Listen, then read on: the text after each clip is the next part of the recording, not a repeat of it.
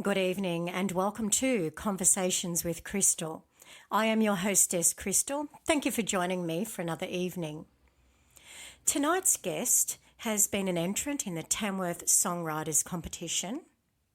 She writes country music, but also other styles, and she performs them as well.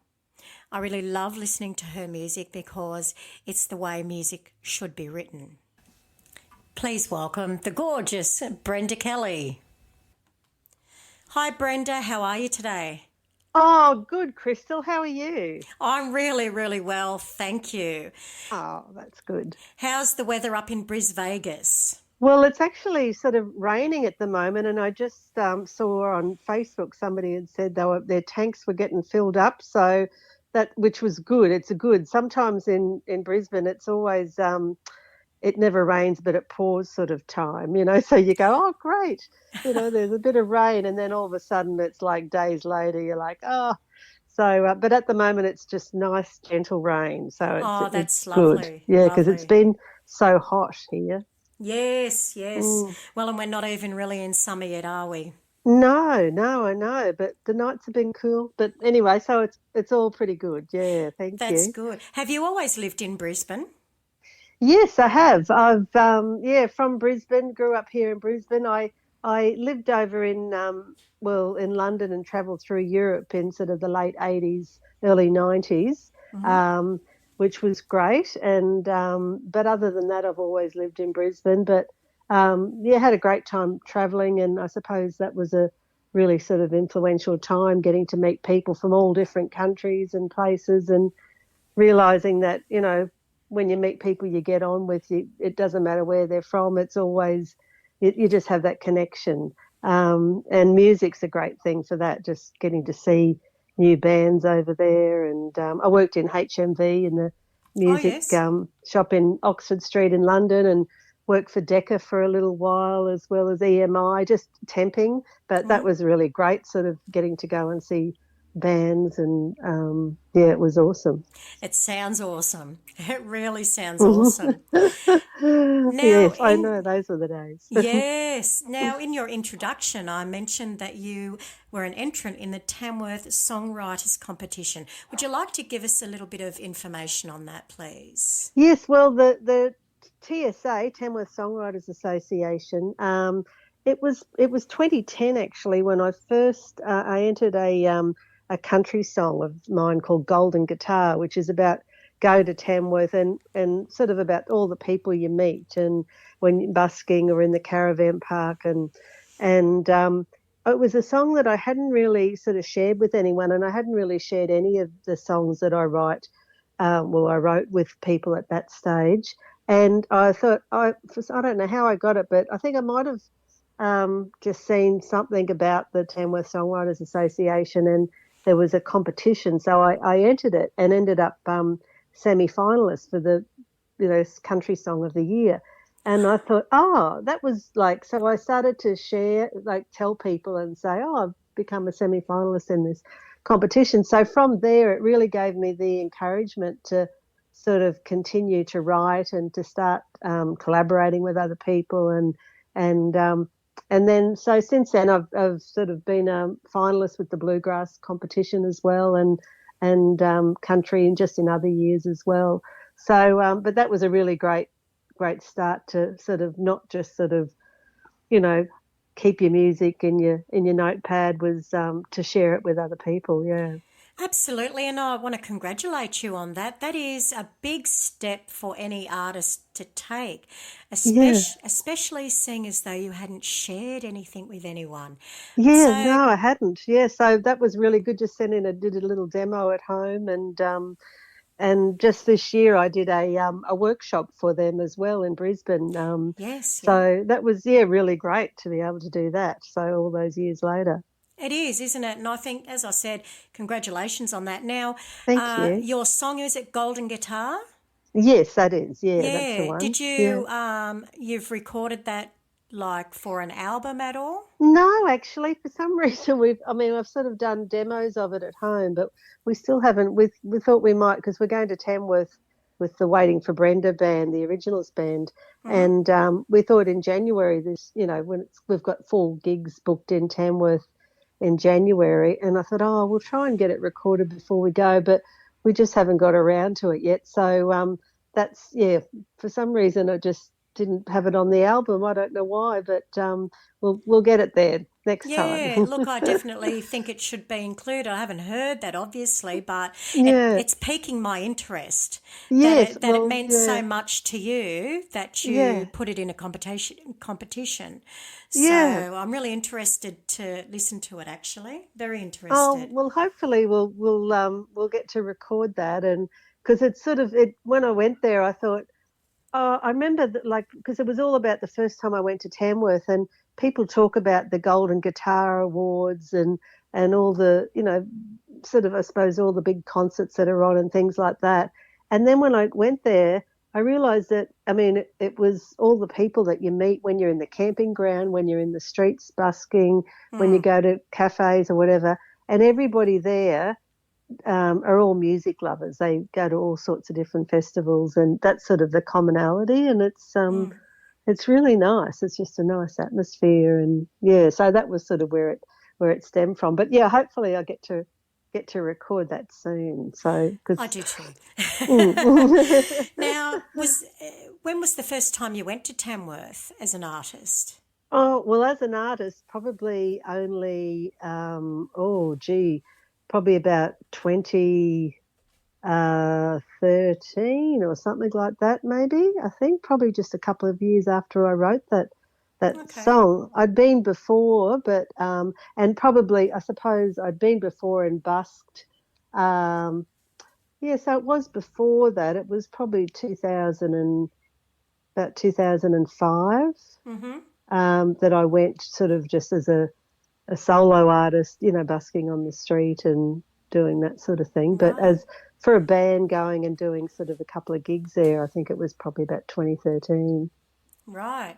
Now, for those listeners who are Mm-hmm. interested to do, to get into Tamworth, Mm-hmm. do you just apply to play? Well, a lot of the gigs that I get are generally through the Tamworth Songwriters Association. So I'd Okay. probably, that's a good sort of starting point is to join the TSA.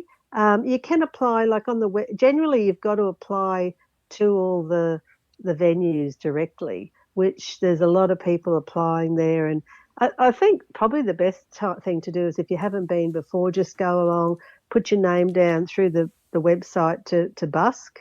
Ah, And then you sort of get, when you go down there, you get to meet people and just go along and see where all the venues are and talk to the venues and say, what about next year? Can we get a gig here and things like that? That's probably the best yeah. thing because there's lots of different places, but um, yeah, it is hard to get gigs there though. Yeah, yeah, Um, yeah. yeah, because we've applied for some other places as well that we've gone to and gone, oh, this is a great venue, but I think everyone else is thinking the same Same thing thing. too. Yeah, and it's just that 7 days, so it's like I Yeah. think they go, oh, well, if you can do it in February, but it's just that 1 week. Now, Brenda, let's go back a little bit hmm in time hmm to when you were a child, maybe. And Yeah, who was your first inspiration or musical yeah. inspiration? Well, I think as far as inspiration, we used to, as a family, sort of Irish background, we used to sit around the table and it was always a party going on at our house and it was a thing that you had to, everyone had the song that made them famous. My mother used to say, sing the song that made you famous, and it'd be, Ah, and my father would sing um, Kids Last Fight, Frankie Lane, and mum would be singing, the Carter Family or, um, all old time songs. And then it'd go around to my brothers. And, so then I think when I was probably about 7 or something, I think at the time, the song that I remember very first singing was Morningtown Ride with the Seekers, ah, you know, and yes. and um, Rose Garden and I'll Never Fall in Love Again and Sadie the Cleaning Lady. These are all ones that I just remember we'd go around in a circle and, we'd sing that. But it was, so it was always a thing. We just loved doing that. I think I still love doing that, now with friends when we have parties at home. Everyone, loves, it's just a great thing just to jam music and, Absolutely. Well, you know what? You were very lucky to have that inspiration and that influence around you. Yes. So parents that loved music, that's a dad that sang. Did he play guitar at all? No, they were just singers. They just loved just it. singers. Just sing along and just get up and just sing it sort of, and everyone Acapella. just a cappella, and everyone else would just sort of sing along, or it was just seemed to be, there was just, and the Irish Rovers too, they'd be singing all those songs, and they would. lots of jugs of beer on the table, yes. and all that. Lots of ale. That's right. Lots of ale. So, Brenda, you play an instrument, don't you? Yes, I play guitar and I play a little bit of uke as well. We had one of the songs I wrote was on the ukulele. There was a compilation album of ukulele songs put out a couple of years ago, and one of the songs, "Lonesome Girl," that I wrote was included in the compilation of Australia's ukulele compilation, Volume 1. I don't think there's a Volume 2 yet, but we'll look for that, Volume 2. Sounds very interesting. Oh, that's fantastic. So what led you to want to learn guitar? Well, I think it was just that loving music. I've always been really just love music, been insane about it really. Just always loved, particularly I suppose in my teens, loved a lot of Australian bands and grew up watching Countdown and so I think, there wasn't a lot of women playing guitar in when I was a teen. No, mainly there wasn't. just mainly singing up front. But I had my one of my brothers. He played guitar, and I think I did like a TAFE or adult learner sort of 8-week learn to play guitar course, and so I just from there just sort of dabbled. I've always played guitar with more the thing to sing. I'm not necessarily a guitarist, but I play enough to keep rhythm and in the band, and occasionally I'll try a little bit of lead, but it's only because I'm usually encouraged very much by band members to do that. But it's always terrifying, I find, lead guitar. It's like, it's called the pentatonic scale, and you stick to that. I know. Well, I think I dabble out a bit. Yeah. And always remember, it might sound like a wrong note, but if you only do it in passing, then it's a jazz note. That's right. That's good advice. I'll have to remember that one. Now you've mentioned you have brothers. How many brothers or sisters do you have? I've got 3 brothers. Yeah, 3 brothers. Yeah, Peter, Paul, and Brett. Yeah, not Mary. There's no Mary. So and one of them's Paul Kelly. But no relation. No relation. I was going to say, hey. I know. Well, with the last name Kelly, people are always going, are you any relation to? And I was like, no. So.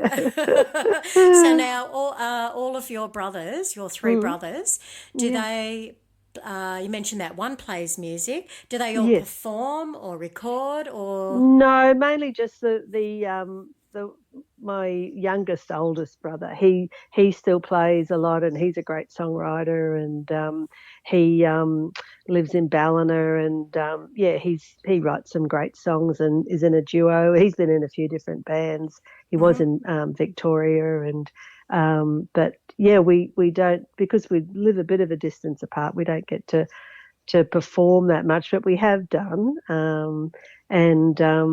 but the other 2 brothers, they're more just, they liked. One of them's actually just started relearning the guitar because he did learn in his 20s. and I did buy my eldest brother a ukulele for his birthday, Nice, but I nice. don't think he's really taken on to that one. Yeah. But yeah, they all love they still, like, if we get together, there'll always be, a sing along, and someone will play guitar and they'll sing along, or it'll just be without guitar, depending on what Yeah. the song is. Yeah. Now, what's your brand of guitar? What guitar do you like? Oh, I've got the Maton 225C. Nice. Yeah, it is. It's been lovely. I've had that for quite a while, and I've got a mini Maton as well, which I was in a duo with one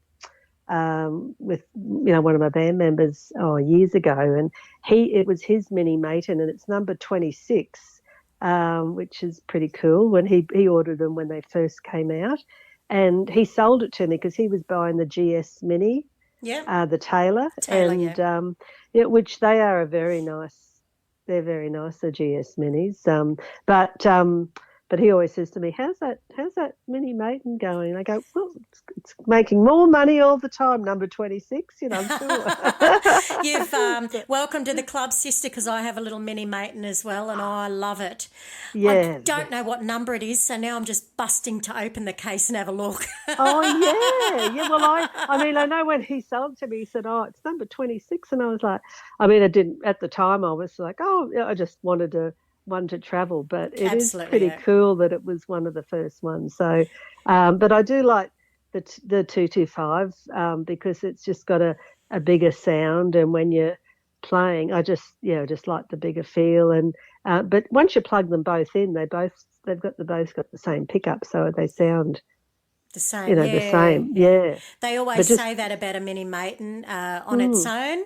mm, You can hear it and it's pretty gentle, but yeah, plug it in and it's got a huge sound. So, that's right. for those Yeah, who don't know, what size is the 225? Like you've got concert size, dreadnought size, just see a dreadnought. Yeah, dreadnought, yeah, yeah. yeah, yeah. Okay, so that's a But I know bigger sound, yeah. that's right. It is. Yeah, because I remember we had this gig once, and I got to in the green room, and I opened up my guitar case, my big dreadnought guitar case, and inside was the mini Maton, and everyone was laughing because they were going, "Oh, look at the, you didn't bring the right guitar." But I wasn't too concerned because I knew that once you plug it in, it's got that great sound. Once you're still, Yeah, it's yeah. okay. But but they were all laughing about it because it was just this tiny little, in this huge guitar case. That's hilarious. I know. How do you find, because I find the mini Maton very, very manageable Mm, to stand up and play because it's not got a thick body. yeah. But what about the dreadnought? Like, how wide would that be? Like 4.5 Oh, inches or gee, I'm inches? not. It's. I don't know. It's pretty, but it's pretty manageable because Yeah, it's not heavy. I prefer it really. I feel like it's sort of. I don't know. I suppose I'm just used to having that size yeah, now. yeah. Um, and yeah, it's just seems to be one that always comes with me, even though I know the mini's there all the time. But I've just got used to playing. Yeah. I think I like the stickers on the case better too. I've not been game to put stickers on my Oh, case yet. oh, well, I know, but you start with one and then you go, oh, one And more, and then yeah, yeah. that's Then you meet people in bands and they give you a sticker and you're like, oh, I'll put that on, and that's yeah. it. I might have to start doing it, I think. Once you start, you don't stop though. That's the thing. Well, that's like buying guitars, isn't it? Once you start, you don't I stop. know, I know, I know. It's there's a bit of a collection there. I know the guitarist in the Waiting for Brenda band. I think he nearly has it. We were always joking with him because it's like nearly every week there's a new guitar. Right, that's very interesting. Very Mm. interesting. So you only have the two Matons? I have it there. The two Matons. I've got an Epiphone Casino coupe. Oh, nice. Yep. Which is and then I've just got older ones like a Yamaha and I think the Suzuki. Yeah, the Suzuki was my very first one. Right. Well, that's where I was going. Yeah, all right. Well, I know you can't get rid of them once you're like, yeah, you've just got to hold on to them. The sentimental value. But yeah, the Suzuki, actually, it's a beautiful sounding Japanese guitar. Yes, they are. And They really are. Yes. yeah, and it's still, yeah, I never really play it, but every now and then I sort of go and have a little play, and it's like, yeah, it sounds really lovely. Now, does that have steel strings on it, or Steel, yes, yes? yeah. Yeah. I've tended to play steel string rather than, the nylon, but they are nice, the nylon. I did play a little while ago one, and great for sort of finger picking, aren't they? Yes, yes, yes. Mm, And quite a different sound on a recording. You can definitely tell the difference mm, if a nylon string is being used to a steel string. That's for sure. yeah, That's for yeah. sure. Now, and you have your ukulele. What brand is that, if you don't mind me asking? Oh, gee, I can't remember the name of it. It's what happened was we went to a garage sale quite a few years ago and saw this ukulele. This is before ukuleles A had come thing. back into vogue, yeah. Mm-mm. And anyway, beautiful wood in it, and but it was, needed a bit of work on it, and I think one string and bit of a few scratches and anyway, I took it in. I thought years later, I thought I've got to go in and finally get this ukulele fixed and play it. Mm-hmm. And went into a guitar repairer's, and the guy who was looking at it was sort of going, oh, he was sort of shaking a bit. He was going, wow, this is probably 10 years ago. Mm-hmm. And I said to him, what is it? He said, oh, this is like one of the original Hawaiian ones from the 1920s. He goes, and, he said, this is worth probably $1,500. And we'd paid, $50 for it. Oh yeah. And I was like, and it sounded amazing, just with like the two strings on it, it still sounded really, really good. So anyway, but at the time he said, oh, look, it's going to cost $600 to repair it. And I was like, oh, well, I just really wanted to just start playing, the Yeah. ukulele. And so in the end, I just bought like what is it? I forget it is, Maha, I can't Oh remember yes, the yes, name of it. yes. Yeah, yeah, yeah. Yeah, so I bought one of those for probably about 150 with a pickup, and it's so just because I thought, oh well, I'll wait, to get the other one repaired. And then I went in and, another time I said, I've got to go in and get this repaired. But then I ended up buying another one, which beautiful wood and everything, but the pickup on it wasn't any good. So I've ended up back with this other one, which it's actually, I quite like the sound for it. But I mean, I don't play it a lot, but there's some songs that I've written for ukulele, Yep. and some, like sometimes even like I don't know, some sort of rockabilly songs too suited, and old timey sort of songs. Yeah, it's handy to have. Yeah. Yeah. Oh, that's fabulous. Mm, Cool. mm, So, when did you get your first mm, start mm-hmm. actually performing live, like apart from the family? So, Yeah. so a gig. Right. Okay. Well, in my 20s, I was going out to see lots of bands, and I did go to a few country music clubs. They used Nice. to sort of have like a bit of a open mic night, but my friends weren't into country music at all, and I used to sort of say each week, "Do you want to come along to this country music club with me?" And there was like it was cheap Scotch and Coke. I remember that. So each week I'd bring a different one with me and go, the drinks are cheap. And try to get them away from the nightclubs of the city and all that, in Mm-mm. the 20s. And anyway, so I sort of did that. And then I pretty much was just sort of playing by myself, not really joining a band. And then I joined a barbershop, a cappella, women's Yeah. Yeah. barbershop. It was like a 30-piece women's barbershop, which was great, to get into that whole thing of performing with people. And I suppose it made me realise, oh, I liked it, but it wasn't necessarily what I wanted to do. Yeah. And so then I met someone else, Glenn Kidd, and we ended up starting a duo together, the Arton Hillbillies, because he lived at Arana Hills and I was at Everton Hills. So it was like the Arton Hillbillies. And he loved all the same sort of stuff as me, you know, like the old, you know, sort of punk new wave of the 80s, but then mixed with the old time country. Right. That sort of, you know, Joe Strummer, Johnny Cash, yep. you know, Nick Cave, Hank Williams, you know, all the sort of like, you know, alternative sort of country, really, you know, so the alt country, yeah. And really cool. Yeah, so we started playing together for quite a while as a duo, and then we started a band. Then we thought, well, we'll call ourselves the Kid because his last name was Kidd and I'm Kelly, so it was Kidd and Kelly gang. And Craig Tobin joined us on drums, and then I started in another. That's right. I met this guy in the library, and I was at a cartooning workshop with my son, and he did these amazing cartoons, and we started talking about music. As you do, you always find that commonality when someone else is into music. Yes. And he said, "Oh, you should go to the Bluegrass Jam that's just near you where you live."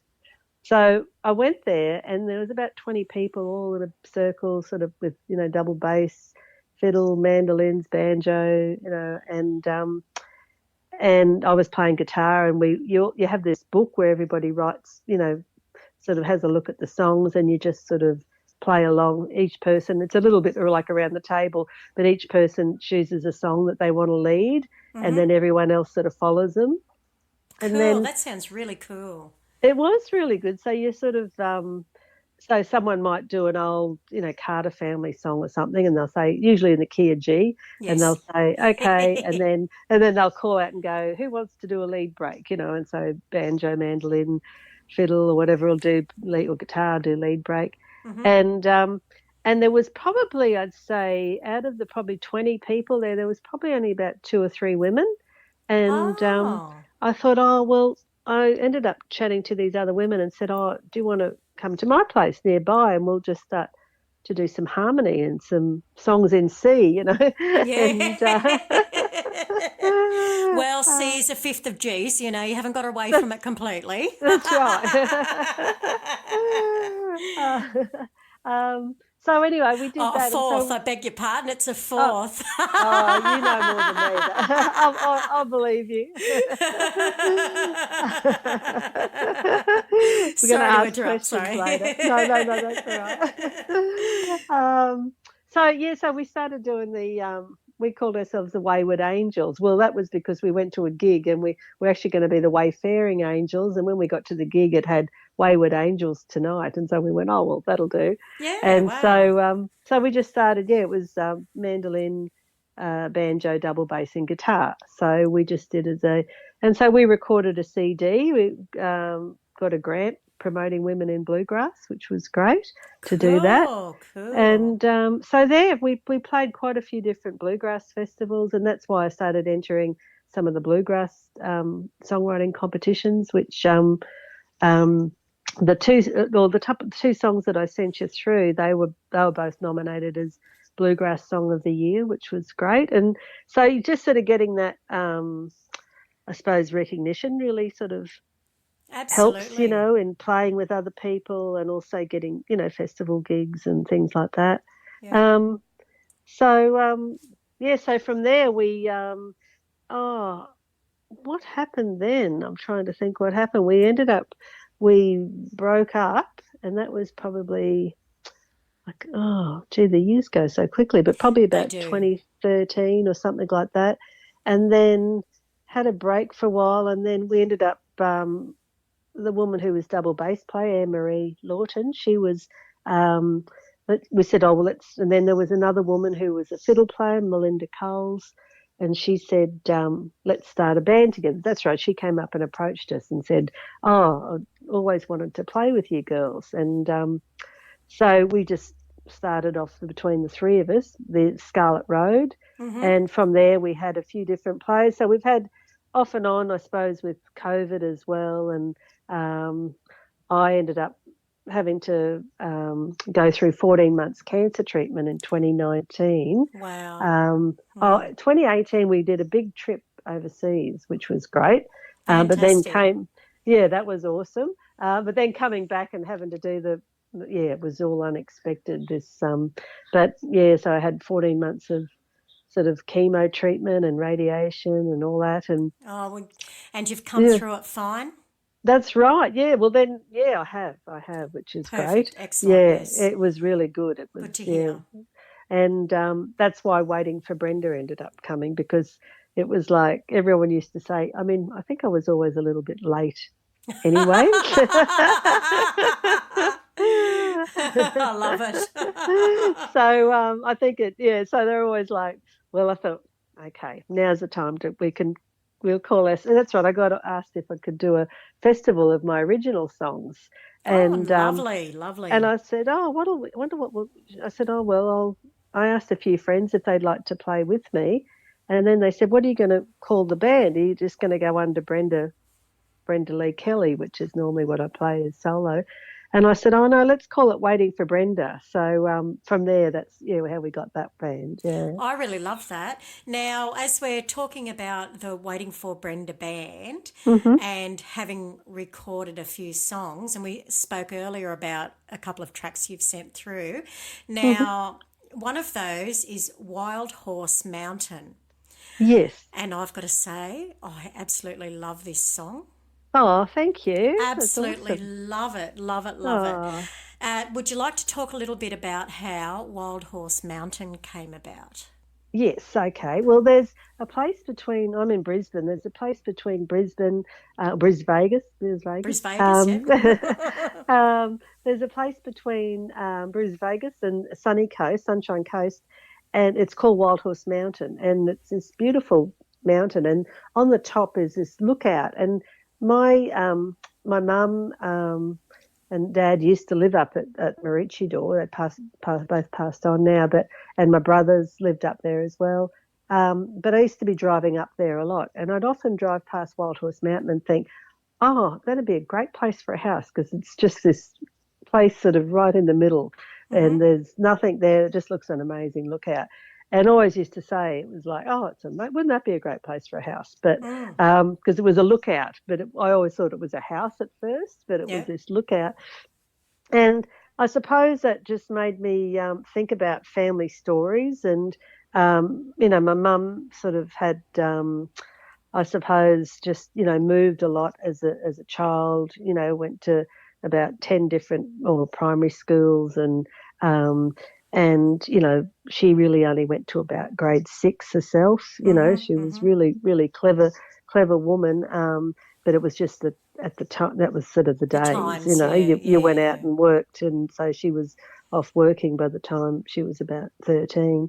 And so, and there was always, and she always used to talk about, I suppose, as she got into her 90s, she was in pain, and that whole, the thing about choosing, with life. And I suppose that's sort of what inspired me to write about it, was just the right to choose whatever your choices are.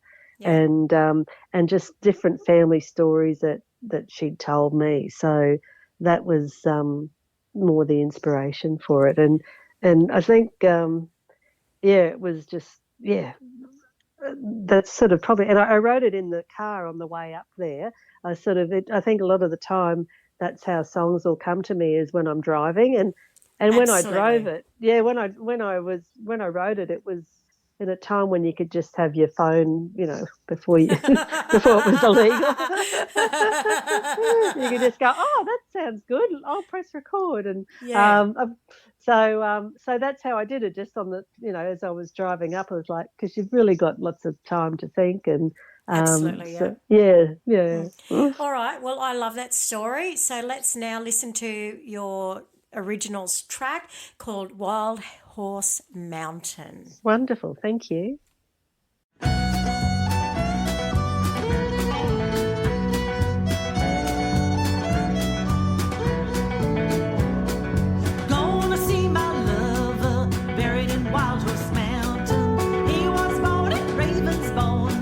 Wildhorse Mountain was a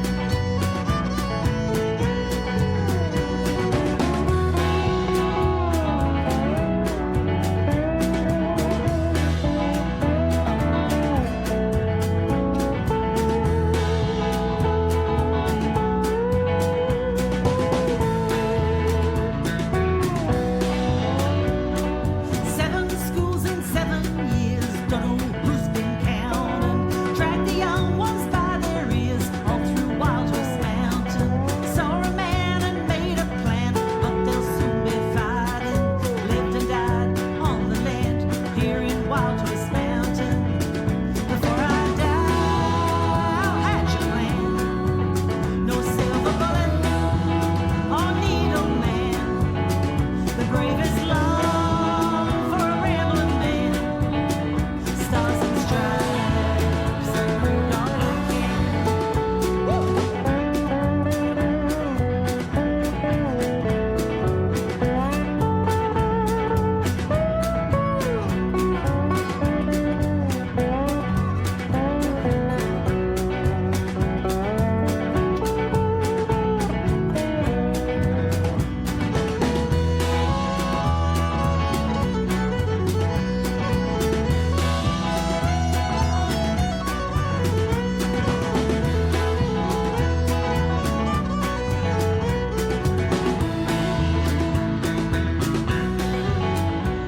Don't tell me that you're thinking wrong, that I know for certain. Stayed around for way too long, hope he's not returning. He provides for rarities, include yourself upon those needs. Don't burn yourself, pulling out weeds. Get out of Wildhorse Mountain. Before I die, I'll hatch a plan. No silver bullet or needle man. The bravest long for a rambling man. Stars and stripes and old oil can. Stars and stripes and old oil can. Stars and stripes and an old oil can.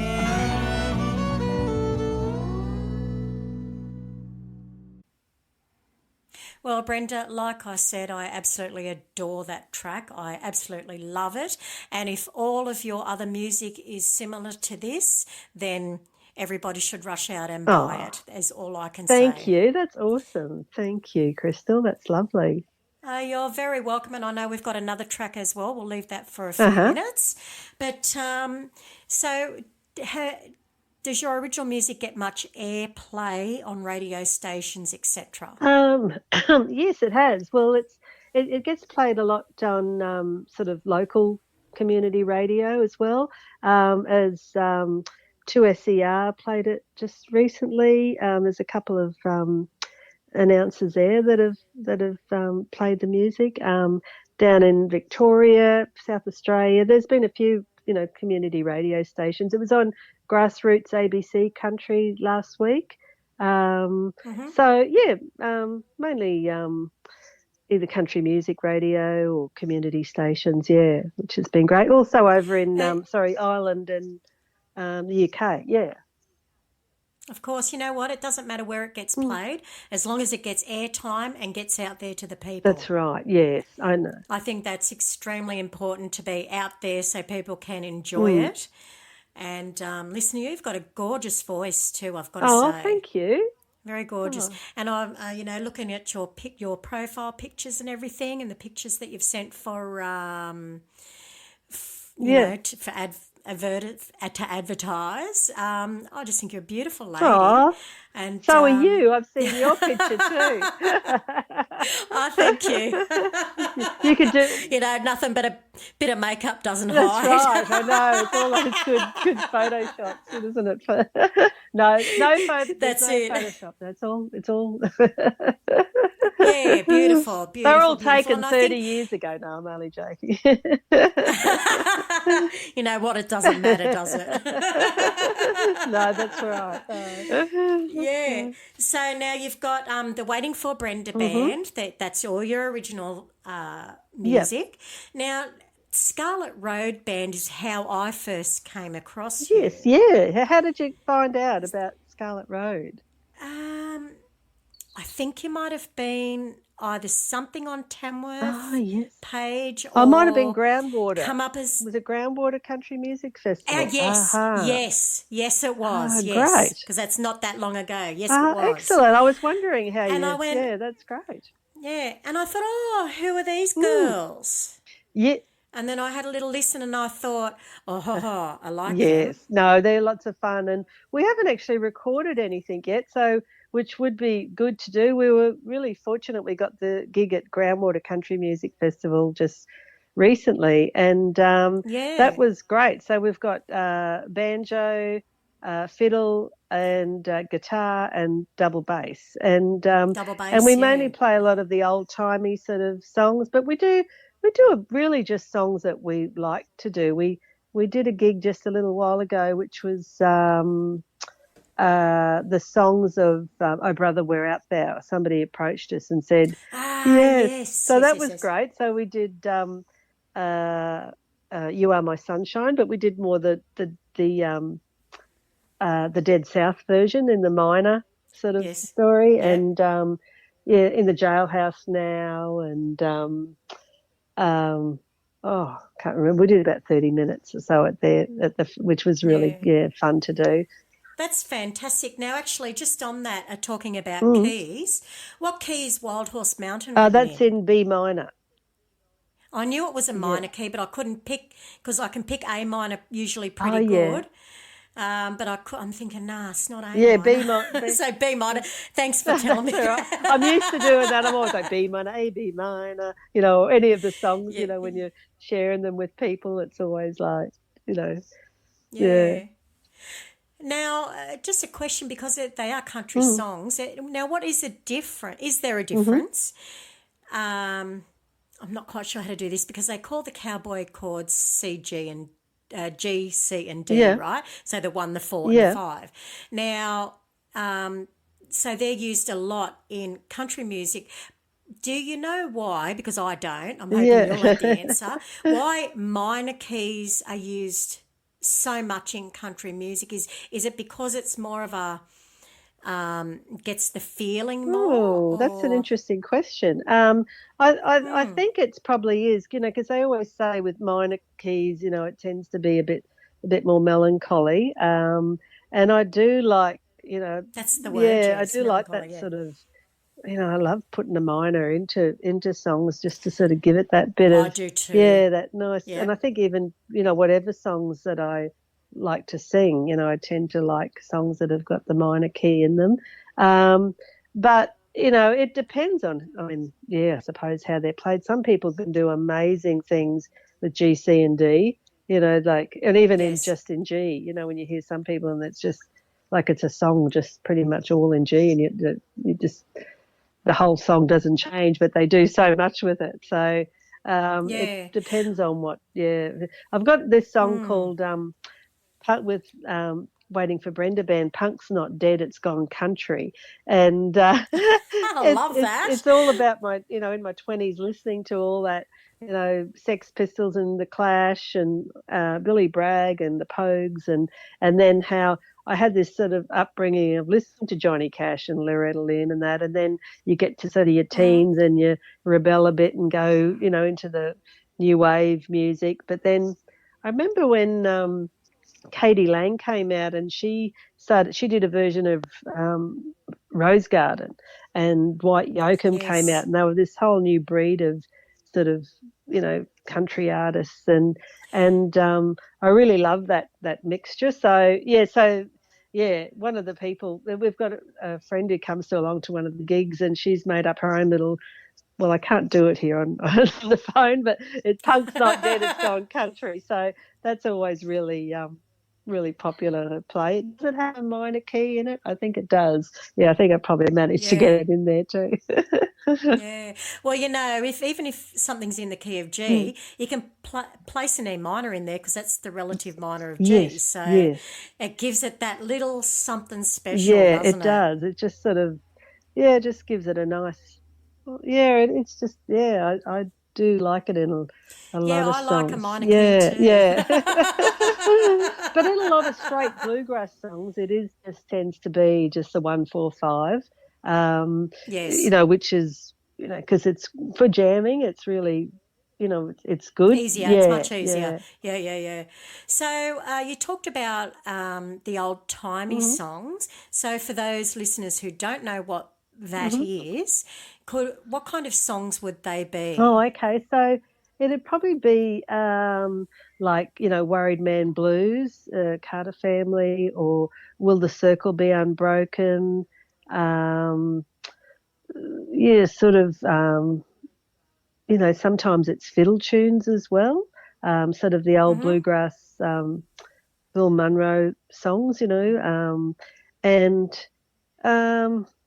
probably, I suppose anything in that bluegrass manner of the sort of, I think around the 1940s or 50s. I'm not sure what year. Yes, yep. And for me, it's very interesting because I love the blues, right? Also love country. Yes. I'm from Tenterfield. Oh, I love right. country. Lovely. So it's interesting to me that around those 20s, 30s, 40s, 50s, and then becoming rock and roll, how the bluegrass and country and the blues music and then rock and roll all kind of seem to come They together. do. I mean, I think it's all like, even when you think of even the Irish songs I was listening to, like it's got this, it's that mixture of, country and Irish and folk and blues and then, pop, and I don't think there's any sort of music that I don't like. I think that's, even with the album that I've got, it feels like there's so many different genres in there. I can't settle on one, like I love the country, but I do love blues. I love rockabilly. I love folk. I love punk. I love new wave, off to see Kraftwerk and Devo next week. So there's, Are you truly? which will Wow. be, Devo. yes. Ah. Are we not men? We are Devo. We are Devo. Do you know, I haven't heard of Devo for, actually one of the people I've interviewed liked Devo, and I went, I haven't heard of them for so long. I know. That's fantastic. I love that. I hope they come to Sydney. Yeah, I think they're coming with the festival. So this is sort of like a side show, and I thought, I've just been spending a fortune on concert tickets lately. So Us too. everyone seems to be coming all at once. It's like, Yeah. How fantastic is that? Now, who is your favourite artist, would you say? Do you have a favourite artist or band? Look, I love, I do really like Lucinda Williams. And, I suppose in my 20s, I love Billy Bragg and the Pogues and Kirsty MacColl. She was wonderful. And I saw David Byrne, from Talking Heads recently, or when he came out and played on the Gold Coast, his American Utopia tour. That was great.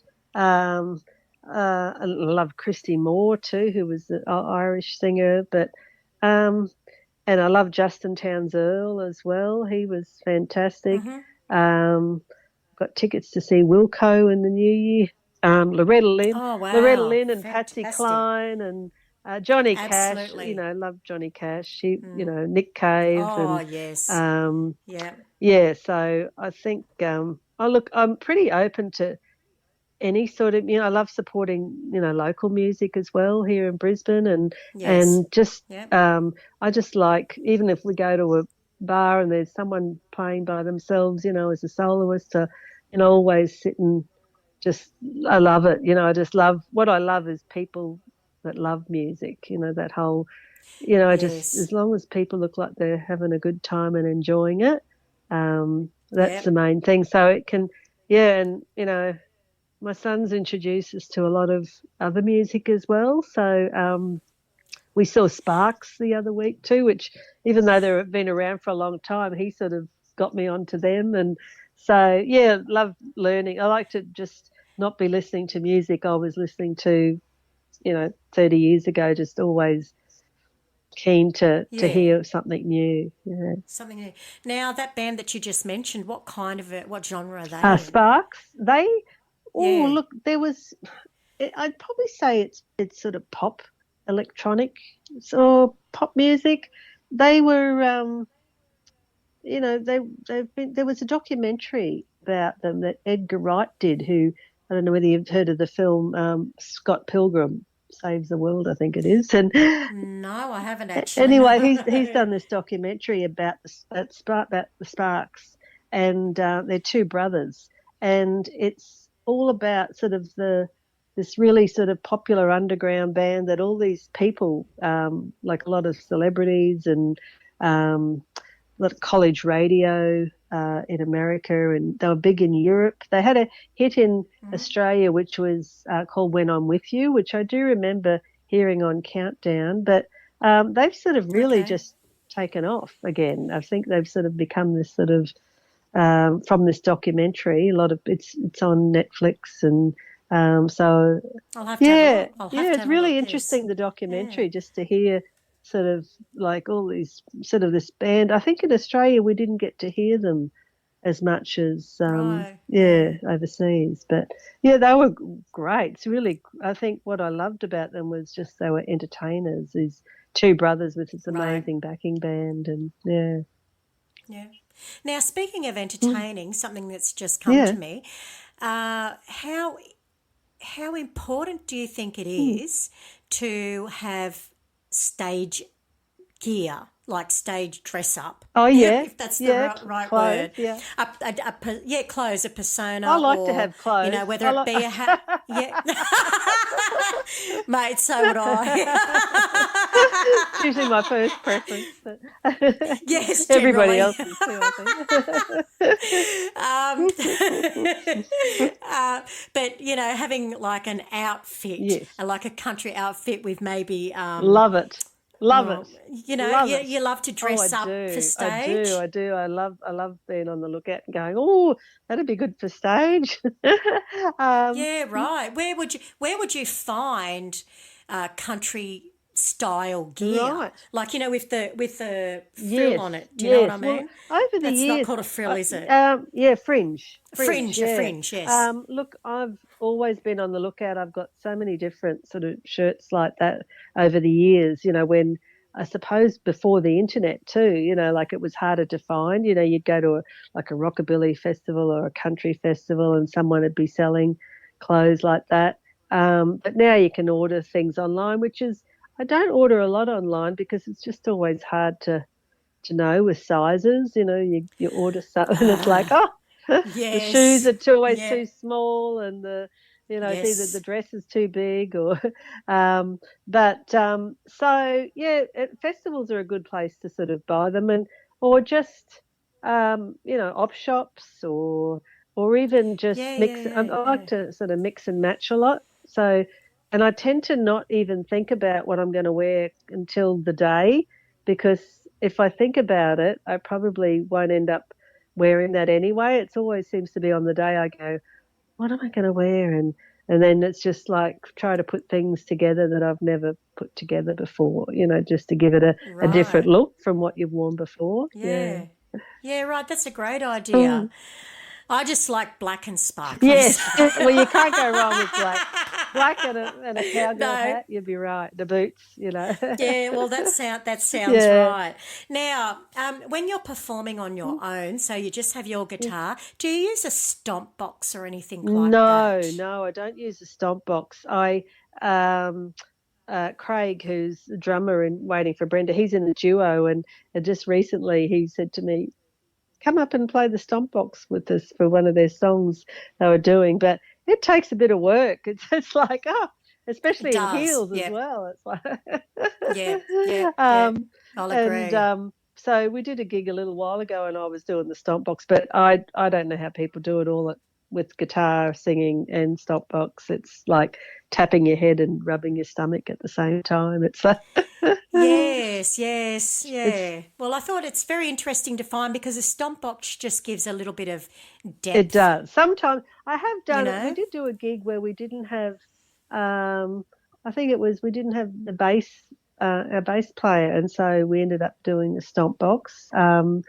But it is. It's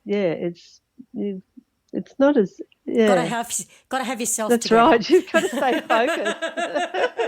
And all of a sudden you look down and suddenly your foot's slowly like sliding off it, and and I think I always go a little bit faster. Everyone's always like, you know, slow down. Yeah. Well, that's the that's the problem, isn't it? That if you're just playing solo guitar, you can't. a lot of people do stay in Yeah. time, and a lot of us don't stay in Yeah, time. yeah, no, I know. Well, We either speed up or slow Yeah. down, or And I was just wondering, because some people say that a stomp box helps them keep in true. time. I haven't used it as a solo artist. I haven't done that. I probably should just sort of play, but I don't play a lot as a solo artist now. I like to play with other people. Isn't it great playing with other people? I really love it, because when you've got, even though it's all different personalities, all of those personalities and all those feels that they've got for their instrument all comes together, and it just sometimes can be extremely special. That's right. It's lovely. It's just sort of just a nice. I mean, I find that rehearsals, which I'll call rehearsals, because with waiting for Brenda, Craig always says it's not practice, it's rehearsal. You got to practice at home. Absolutely. And but it's just it's fun, because I think that's actually the best time, because you're just listening to, you're really focused on what you're listening to. When you're performing, there's lots of things going on, and you're performing to people, so it's just a different thing. So when you're rehearsing, you can really hear the instruments and really enjoy it, and listening to, Jono plays dobro, and lap steel guitar love a dobro. Yeah, it sounds great. And then Gary on guitar and Peter on bass and Luke on fiddle and Craig, who is on drums, but and Gary, I think I said Gary, didn't I? Gary on guitar.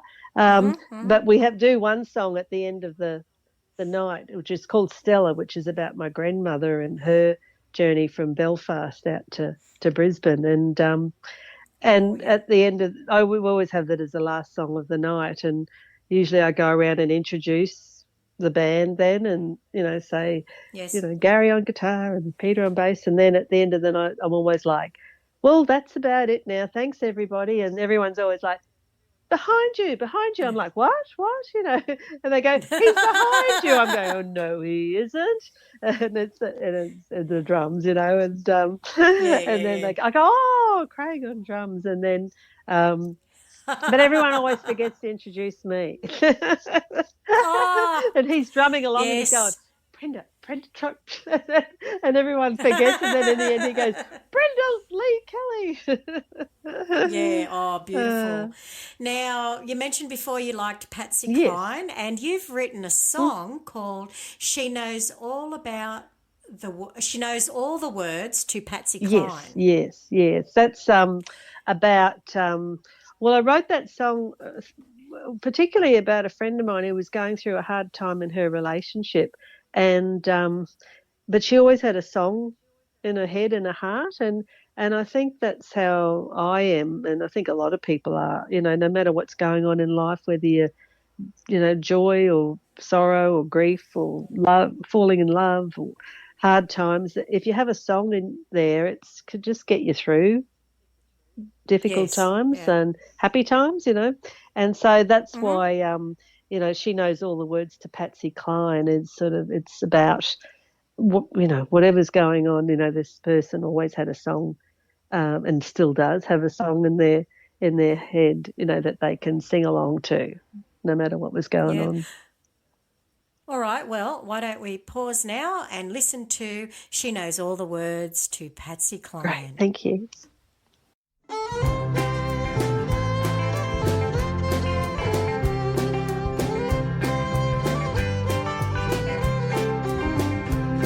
He's an outlaw dressed in black.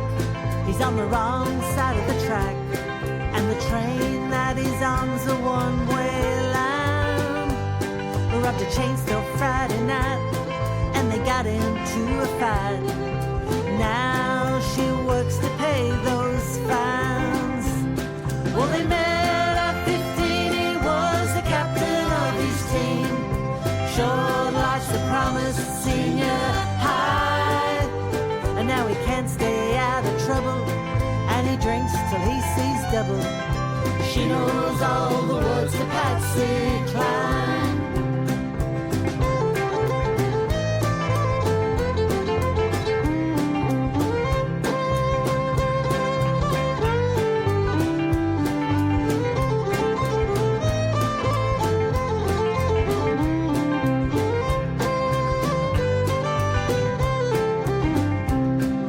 they got you once or twice, but you never took their advice. Keep off the road and nose down to the ground. When you cough, you see red, and you can't get out of bed. She falls to pieces one more time. Well, they met at 15, was the captain of his team. Showed lots of promise, senior high. And now he can't stay out of trouble, and he drinks till he sees double. She knows all the words to Patsy Cline.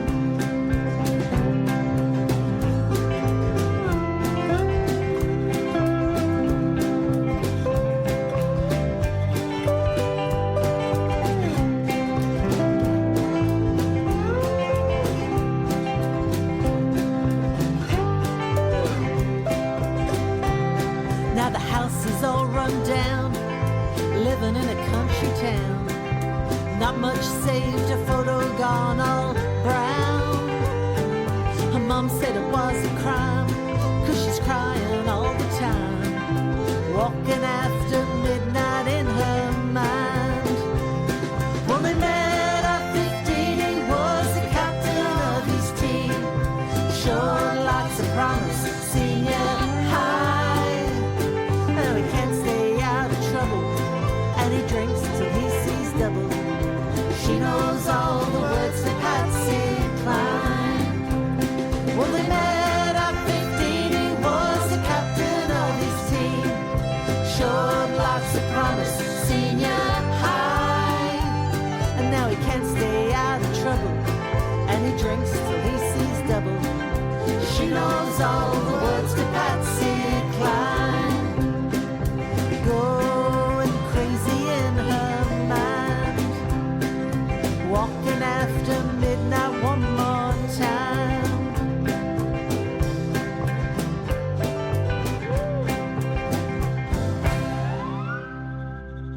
Well, Brenda, once again, you've written another wonderful song.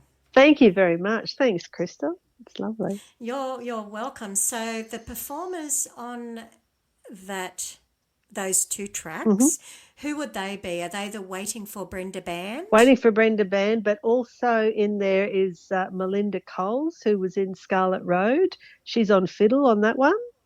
And Okay, yes. and Anne-Marie Lawton from Scarlet Road, she's doing some backing vocals. So when we Nice. did the album, we recorded it all from home because my partner, we met doing audio engineering years ago. And Nice. so we recorded it all at home. We haven't got, fantastic equipment, but it was just, I suppose, at the end of the cancer treatment, and also then COVID happened.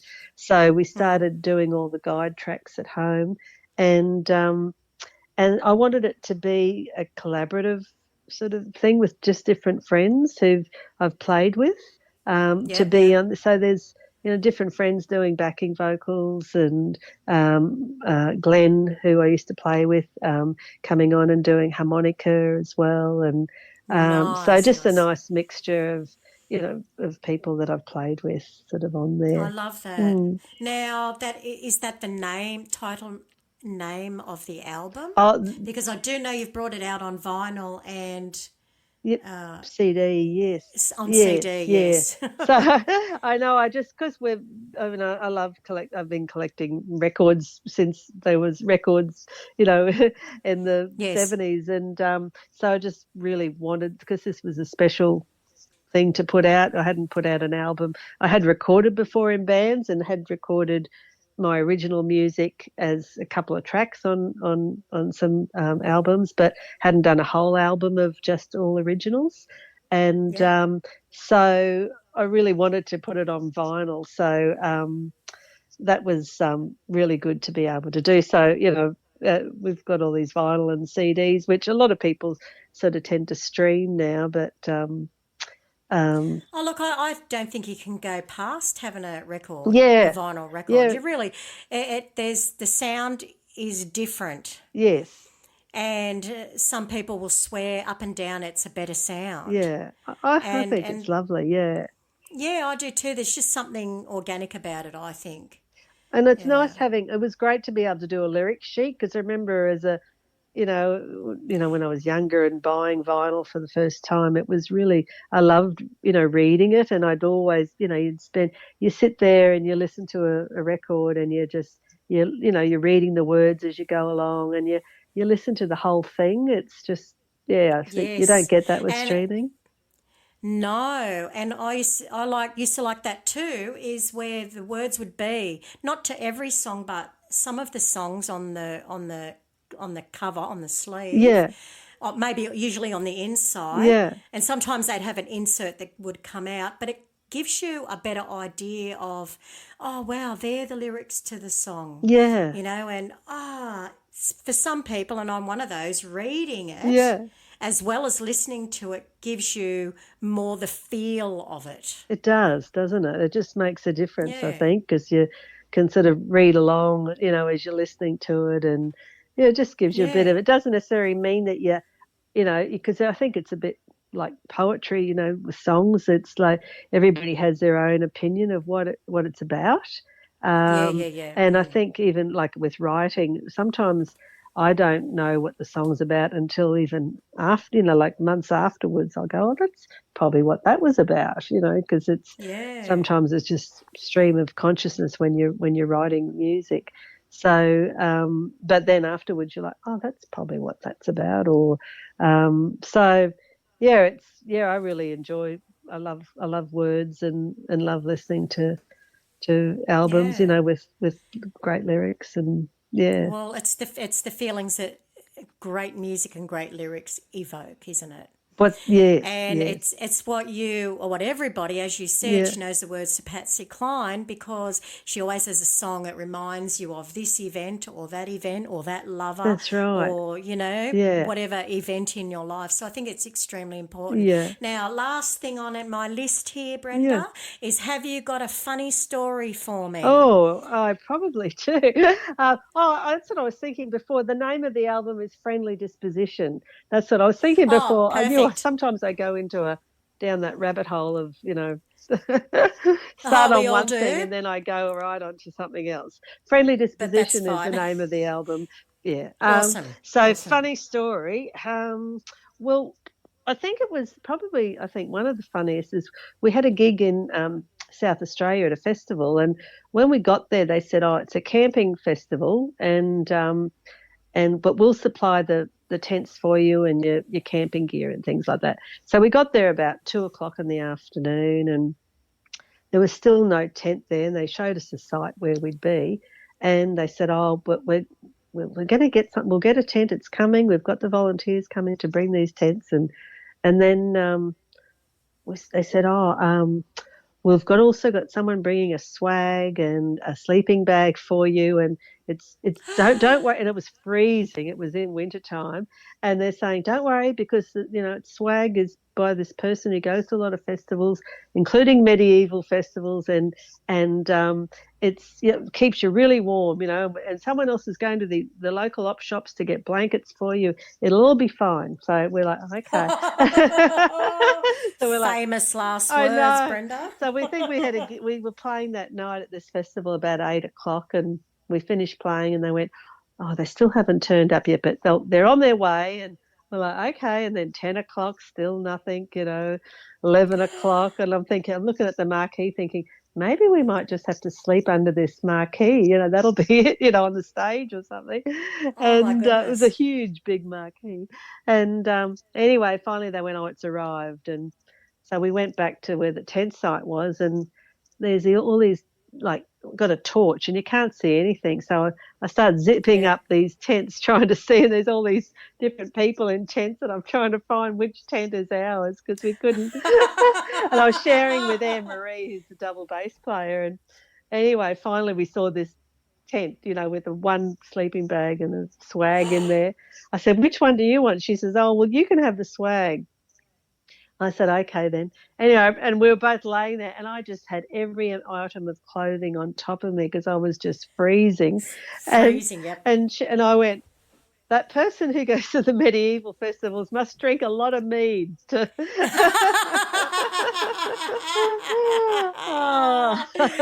Oh, that's hilarious. That's a good story. I like that. Oh, I love it. Love it. Oh.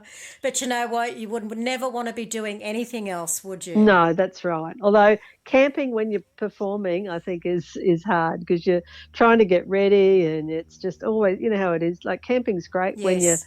you're on holidays and you can take your time and you just sit, and but when you're trying to get ready and find boots to try and put on, and Becomes interesting and becomes a story worth telling. that's right. Yes. That's it. Well, Brenda, I have so totally enjoyed listening to and chatting with you this evening. It's you're a great girl. Same to you, And, Crystal. Thank you. Oh, thank you. Thanks for inviting Now, me to this. Is Oh, you're awesome. totally welcome. Thank you. Now, you would have sent me your socials links, Yes. and I can put those in the description, and some pretty photos of you I've already seen. Great. And I'm going to use those for advertising when this goes to air. Oh, that's awesome. And, Thank you. Yeah, and I really look forward to seeing you at some point in the future. Yeah. And hearing more music come from you, that's for sure. Oh. So I'd love for you to keep in touch. Thank you. Well, hopefully I get to see you too, because I know you play music as well. So that Yes, would and be we're good. all around the place as well. Yeah, that would be great. Well, hopefully we all join up together, maybe in Tamworth. You never know Yeah. your luck in the small town, That's do right. you? Well, Brenda, again, thank you so very much, and you take care, my darling. Thank you, Crystal. You too.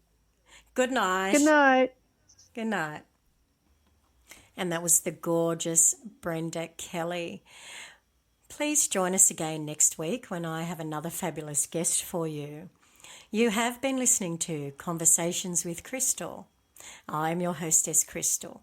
So until next week, please stay safe, stay happy, stay cool, stay awesome, and most of all, please stay tuned to this channel. Good night.